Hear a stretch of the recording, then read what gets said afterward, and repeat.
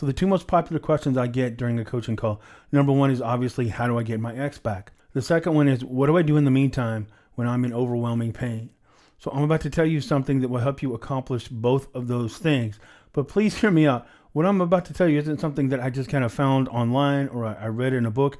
It's something that I've consistently found to be true in dealing with thousands of people trying to get a relationship back.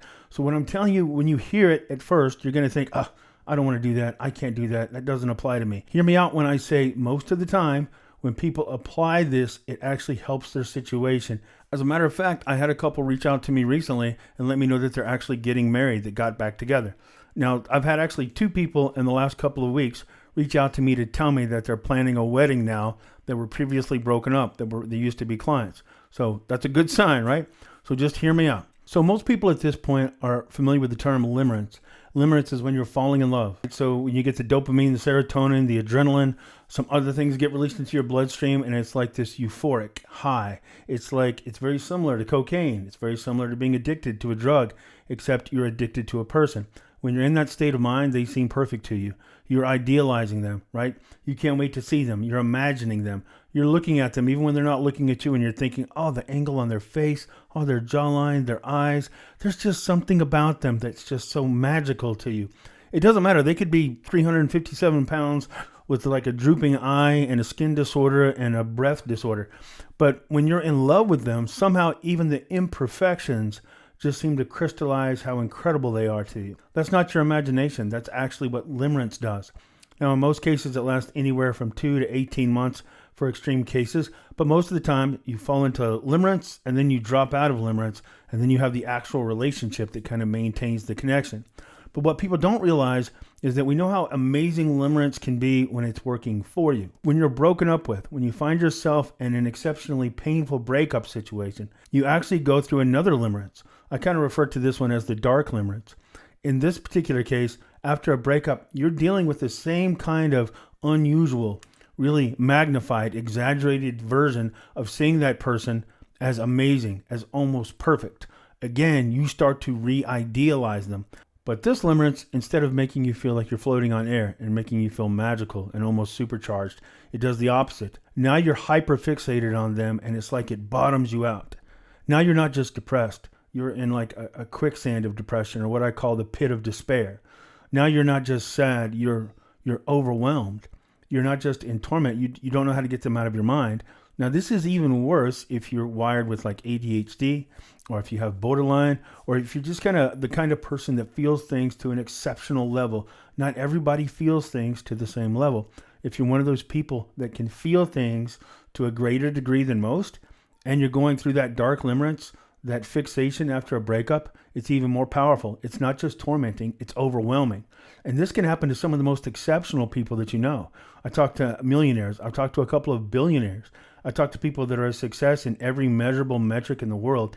But when you're going through this dark time, this heartbreak, what I call the dark limerence, it's like even the most impressive, intelligent, successful people in the world really have a hard time shifting their focus because they're obsessed with this person.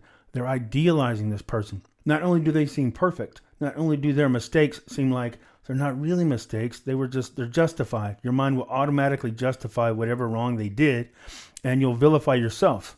Like even if they caused the argument, even if they were the villain, even if they sabotaged everything, by the time your mind is done with analyzing the situation, you'll convince yourself that you did it. You caused them to cheat on you. You caused them to smack you. You caused them to wipe out the bank account and go shack up with your best friend and run over your puppy and slap your mom. Whatever it is they do, when you're in this state, you will convince yourself that it's your fault, that they're idealized, and that you need to make it right. Even if you consciously, intellectually know that's not the case. That's why I kind of call it the dark limerence. There's even a part of the brain, and Dr. Daniel Emmons done some studies on this. He talks about the anterior cingulate gyrus, and one of the things it regulates is topic change. Well, when you're in this state of mind, it's like your mind won't let you change the topic. It's like your mind is a television set and you can't change the channel. You find yourself thinking about them more and more, especially at night and in the morning. If you're going for a long drive, anytime you have too much free time, the thoughts about them are just obsessive, invasive, and ruminating thoughts. It's because you're in this dark limerence. So one of the things you can do, and it's one of the things that makes the heartbreak and the no contact period seem almost unbearable, because you're in so much pain for so long, the anxiety is so high that you start trying to come up with reasons why you might need to reach out. I've had a lot of people say, I've been in no contact for 2 months, and now I think maybe they want to get back with me, but because I haven't been reaching out, I think they want to get back with me, but they think I wouldn't take them back. So I need to reach out to them to tell them, even though they haven't heard from me, I'm still here. Or somebody will say, I need to reach out to them to let them know that I'm not going to reach out to them anymore. In other words, when you're in this state of overwhelming pain, your mind, intelligent, genius, whatever it is, your mind is going to find reasons for you to reach out because, again, you've idealized them. And everything I'm explaining is why I get those two questions more than anything. How do I win this person back? And how do I make the pain just more bearable until they come back? Because every day, not even every day, every second feels like overwhelming pain.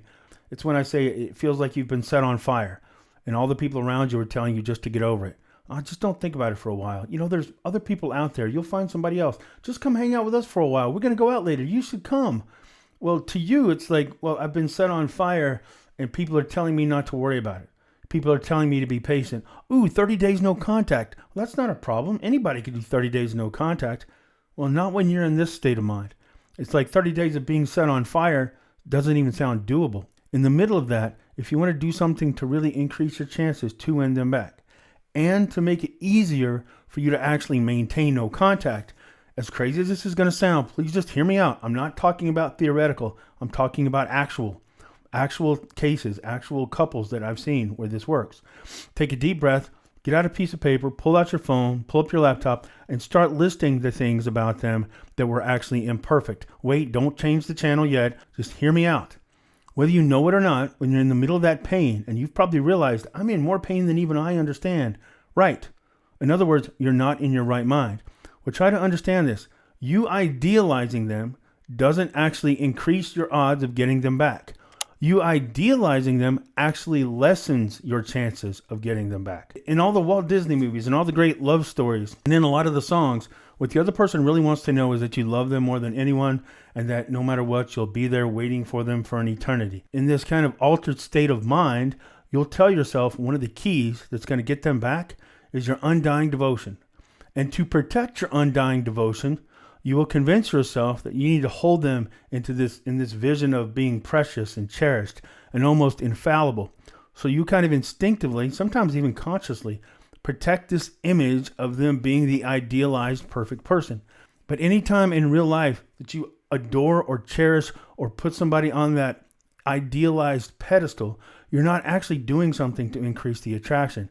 You're actually driving them further away, because the truth is unbridled, limitless, unconditional acceptance is not love. It's worship. And anytime you worship somebody else, that's not attractive. When you worship somebody else, it actually lowers how they see you, because humans weren't actually made to be worshipped, despite what some of us think about ourselves. So anytime you see somebody as idealized and perfect, what you're doing is putting them here. And because you're trying to protect this version of their perfection, you'll put yourself here. I caused this. I made the mistake. I drove them away. It was me.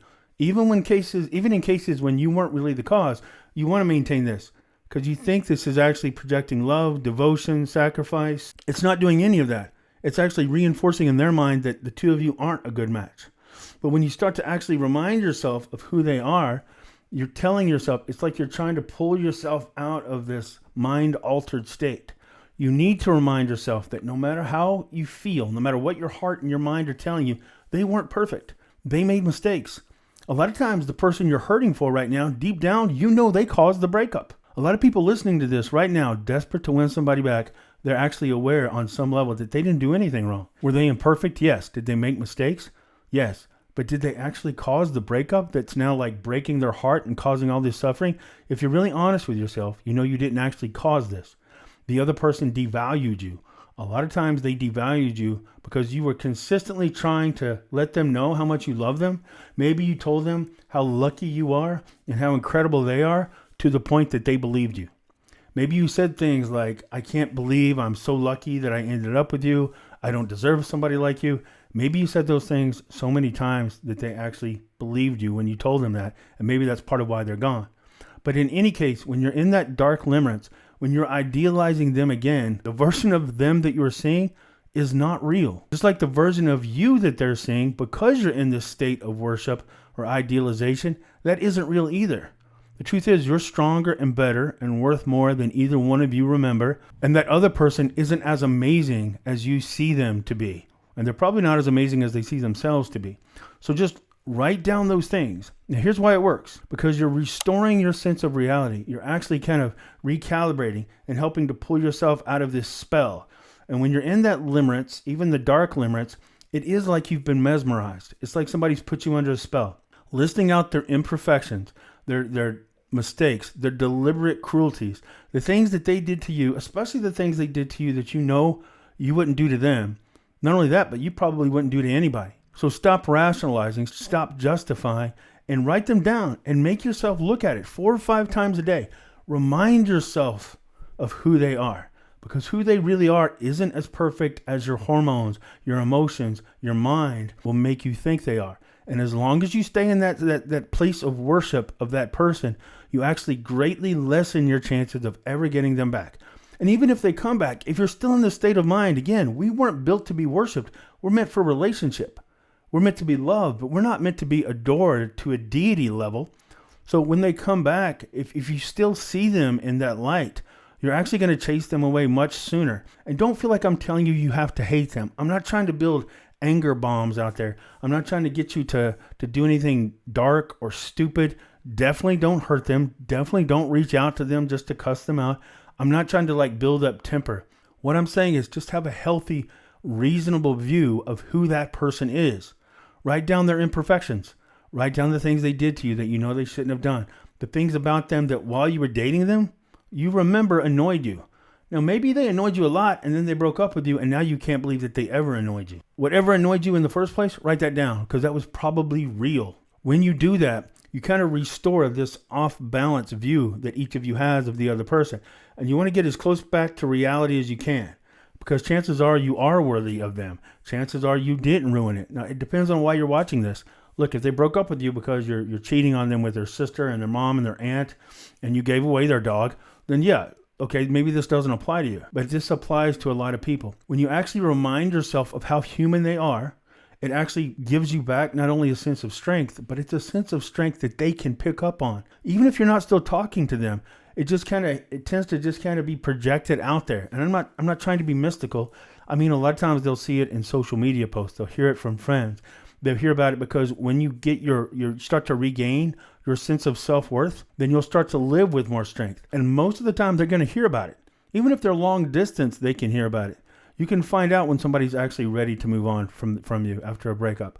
And the more you can project the strength and the willingness to move on, the better the chances are that you're going to increase the attraction or at least trigger reconsideration. Because while you're in a state of worshiping them because you still see them in an idealized state of perfection, they don't have any reason to worry about you coming back or going back to you or rethinking their decision to break up with you.